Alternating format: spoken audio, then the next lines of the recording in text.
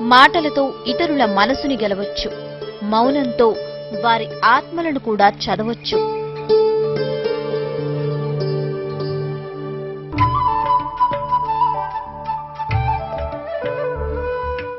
రసస్వరూపులైన ప్రేక్షక దేవుళ్లకు నమస్కారం.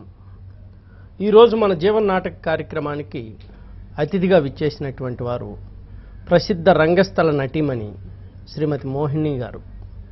మోహిని గారు నమస్కారం అమ్మా. నమస్కారం అండి. జీవన్ నాటక కార్యక్రమానికి స్వాగతం అమ్మా. Thank you sir. మీరు చాలా ప్రసిద్ధి చెందినటువంటి పౌరాణిక రంగస్థల నటీమణి. ఈ కళా రంగంలో ప్రవేశం ఎలా జరిగింది? కుటుంబ నేపథ్యం ఏంటమ్మా? మా అమ్మగారు నాన్నగారు ఇద్దరు కళారంగంలోనే ఉన్నారు సార్. చిన్నప్పటి నుంచి ఇంట్లో విద్య కనుక అలాగా ప్రవేశించాను. మా అమ్మగారు చంద్రమతిగా, మా నాన్నగారు హరిశ్చంద్రగా వేసేటప్పుడు వాళ్ళు నటీనటులే. Very good. బాలనటిగా లోహితాసుడిగా ముందు ప్రవేశం చేశాను ఇందులో హరిశ్చంద్రలో. అలాగే నాకు 12 సంవత్సరాలు వచ్చేసరికి చంద్రమతి వేషం మా నాన్నగారు. 12 సంవత్సరాలకే చంద్రమతి అయిపోయారా? Very good. చాలా చిన్న వయసు నుంచే ఇంట్లో. లోహితాసుడు ఏ ఏజ్ లో వేశారు? 6 ఏట నుంచి. 6 ఏట నుంచి వచ్చారు. అది ఇంట్లో విద్య కనుక అలాగే తొందరగా వచ్చింది. అలాగే మంచి ప్రదర్శనలు ఇచ్చి అందరూ ప్రేక్షకులు కూడా అంత చిన్నతనంలోనైనా ఆ వేషం చేయగలిగినందుకు నన్ను ఎంతో ఆదరించారు. ఎవరెవరితో వేశారు మీరు? ఇప్పుడు ఆంధ్రప్రదేశ్ లో పేరు పడిన ప్రతి యాక్టర్ తోని నేను ఆడాను సార్. మల్కారెడ్డి గారని ఇప్పుడు ప్రస్తుతంలో ఉన్నవాళ్ళు, కావల్ రాజు గారు, కున్నేశ్వరరావు గారు, అలాగే ఇంకా పెద్ద పెద్ద నటులు గోపాలరావు గారు, ఎడ్ల గోపాలరావు గారు. చాలా అంటే ఇప్పుడు సుబ్బారావు గారు వాళ్ళతో వేశారు మీరు ఎప్పుడైనా?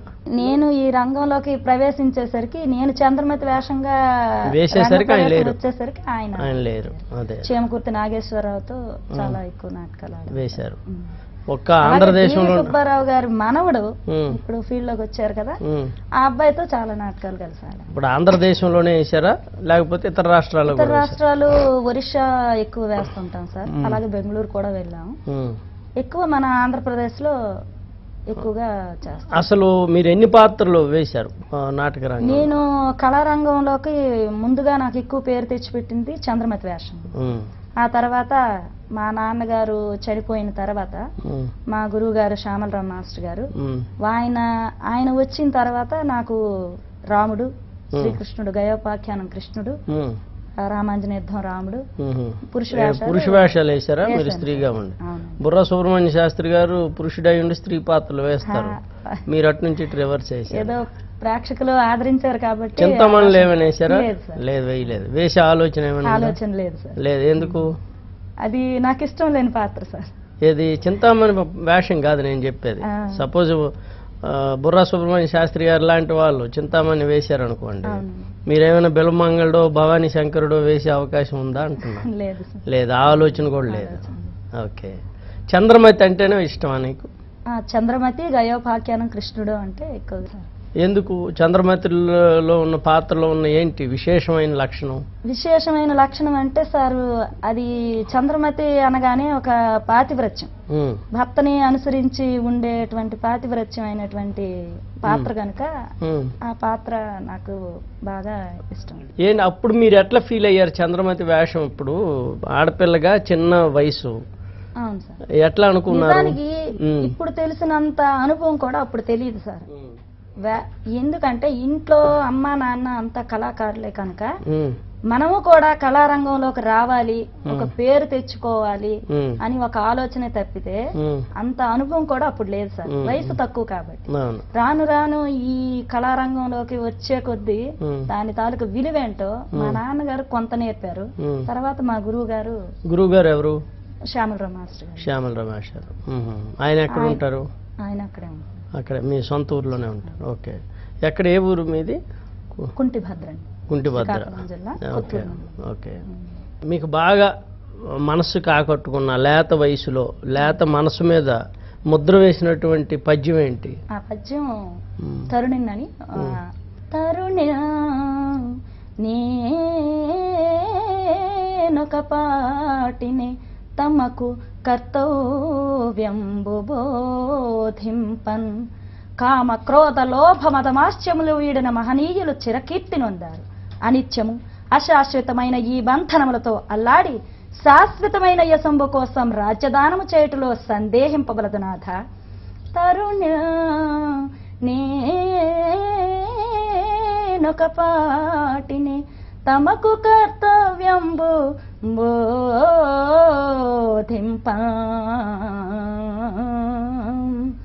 ఈ ధర కాణాచే మీకు ఒక్కరికి మాంధాత్రాది రాజన్యులు ఎందరు పాలించిరి.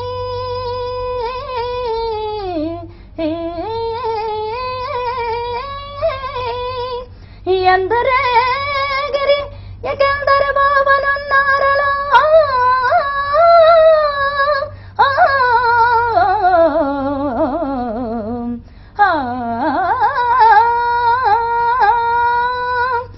ఒక్కరే వెనువేట కట్టుకొని ఏగా జాలిరేయతకో. మరియును స్వామి మేనన్ ప్రాణములున్నయంత వరకు ధర్మమే దైవమని సత్యమే శివమని ఈ ధరణి ఎందరో ఏలిరి, ఇంకెందరేలనున్నారు.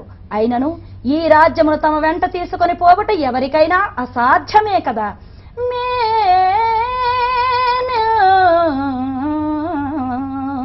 ప్రాణములున్నయంత వరకు మిథ్యానుబంధంబున తానల్లాడు ప్రపంచమెల్ల తనదే తాన్ చచ్చుచో గడ్డిపోచేనియో వెంబడి రాదు ప్రాణికి యశంబే దక్క గడ్డిపోచేనియం వెంబడి రాదు ప్రాణికి. స్వామి, ఈ రాజ్య భోగంబులు సిరి సంపదలు మంది మార్బలం విలాస సౌఖ్యములు అశాశ్వతమైనవి. ఈ అశాశ్వతమైన విషయముల కంటే శాశ్వతమైన కీర్తిని కాంచుటయే ఉత్తమం. అందులకే లేలేండు అనుచానుడు ఎమ్మునికెండు రాజ్యమును దానంబుగా యసంభగన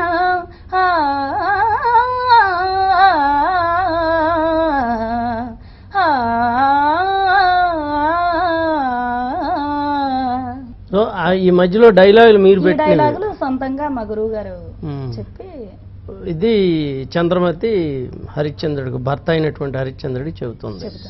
ఆవు మందలలో నిల్వకయే కాలగతి మన సర్వ సంపదలు కోల్పోయినను మిగిలిన సిరి మాకు మీరు మీకు నేనే.